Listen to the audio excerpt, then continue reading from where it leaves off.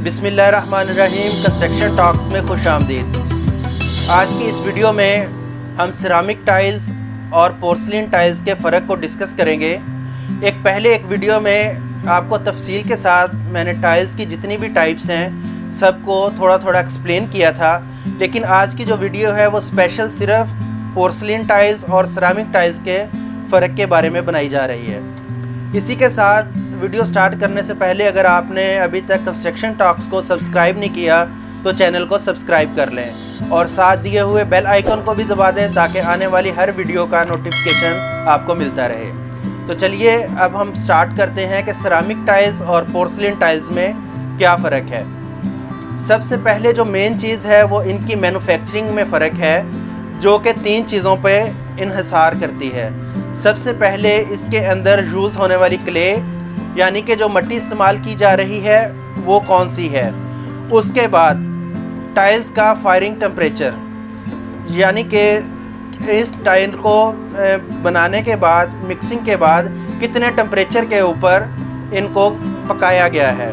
और जो लास्ट चीज़ होती है वो इसकी ड्यूरेशन है कि कितनी देर तक इन टाइलों को पकाया गया है।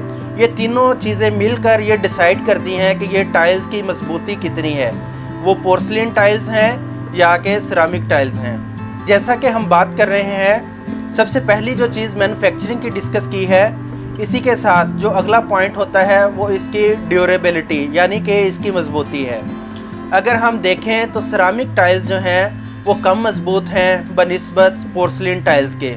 उसकी रीज़न ये है कि जब सिरामिक टाइल्स बनाई जाती हैं तो इसके अंदर अर्दरन क्ले और उसके साथ पानी को मिक्स करके प्रेशर दे के भट्टी में पकाया जाता है और इसको लो टेम्परेचर पर पकाया जाता है, जिसकी वजह से इसकी जो मजबूती है वो कम है।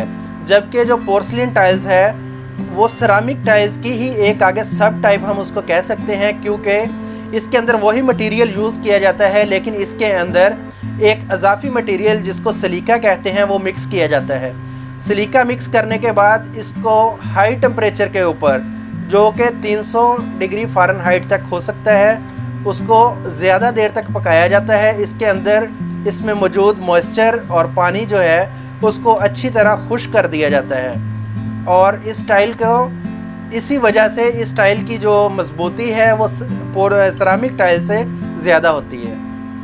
अब जो दूसरी चीज़ है कि हमको पता कैसे चलेगा कि ये टाइल सिरामिक है या कि पोर्सलिन टाइल है। इसके लिए आप देखें कि जो टाइल पानी को ज़्यादा जज़ब करे वो सिरामिक टाइल है, जो पानी को कम जज़ब करे वो पोर्सलिन टाइल है। इसके अलावा इसको और एक चेक करने का तरीका है कि इसका जो साउंड टेस्ट किया जाए। जो सिरामिक टाइल है उसकी आवाज़ जो है उसका साउंड भारी होता है, जबकि जो पोर्सलिन टाइल है क्योंकि उसको हाई टेम्परेचर के ऊपर पकाकर उसके अंदर नमी को बिल्कुल खुश्क कर दिया जाता है, उसलिए उसकी आवाज़ जो है वो बारीक होती है। इसलिए ये बहुत आसानी से पता चल जाता है। और इसके साथ जो सिरामिक टाइल का बैक साइड के ऊपर कलर होता है वो बिल्कुल एक जैसा नहीं होता, कहीं से कलर डार्क होता है और कहीं से हल्का होता है। इसके साथ जबकि अगर हम पोर्सलिन टाइल को देखें तो उसका कलर बिल्कुल एक जैसा स्मूथ लाइन होती है, यानी कि उसका कलर थोड़ा लाइट होता है, white colour light grey shade देता है, वो बिल्कुल स्मूथ कलर होता है और उसकी जो मोटाई है वो सिरामिक टाइल से थोड़ी सी ज़्यादा होती है। इसी के साथ जो सिरामिक टाइल होती है उसका वज़न कम होता है, जबकि पोर्सलिन टाइल वज़न में भारी होती है और इसी वजह से इसकी कटिंग में भी मुश्किल होती है। जो सिरामिक टाइल है वो इजी से कट हो सकती है, जबकि जो पोर्सलिन टाइल है वो इजी कट नहीं होते। अभी हम बात करते हैं कि इसके यूजेस क्या हैं। सिरामिक टाइल्स हमको कहाँ पे इस्तेमाल करनी चाहिए और पोर्सलिन टाइल्स को किधर यूज़ करना चाहिए। सबसे पहले आपके जो कमरे हैं उनके अंदर हम सिरामिक टाइल्स इस्तेमाल कर सकते हैं, क्योंकि कमरों के अंदर सामान को इतनी जल्दी बदला नहीं जाता और चीज़ें इधर उधर नहीं रखी जाती।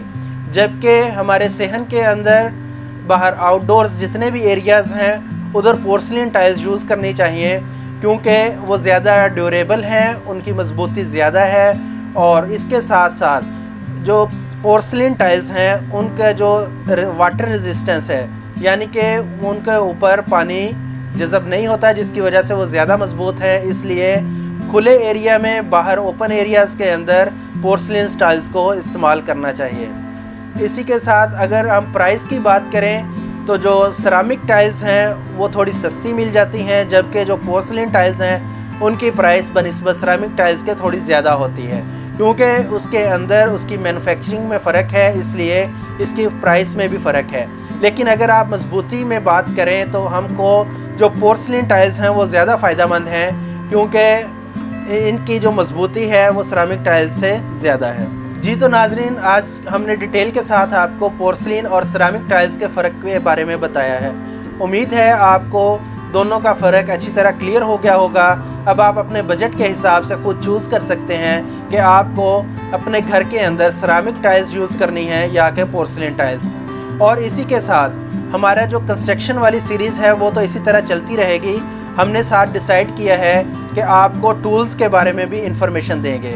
कल से हम एक नया सिलसिला शुरू कर रहे हैं, जिसके अंदर हम आपको कंस्ट्रक्शन के अंदर, इलेक्ट्रिक वर्क के अंदर, मैकेनिकल वर्क के अंदर इस्तेमाल होने वाले टूल्स की कंप्लीट डिटेल, उनको मैन्युफैक्चरिंग से लेकर उनके यूजेस और उनका प्रॉपर तरीके पर कैसे इस्तेमाल किया जाता है वो डिटेल के साथ आपको बताएंगे। अगर आपको आज की वीडियो पसंद आई है तो कंस्ट्रक्शन टॉक्स को सब्सक्राइब करें और बेल आइकन को भी दबाएं और वीडियो को दोस्तों के साथ शेयर भी करें।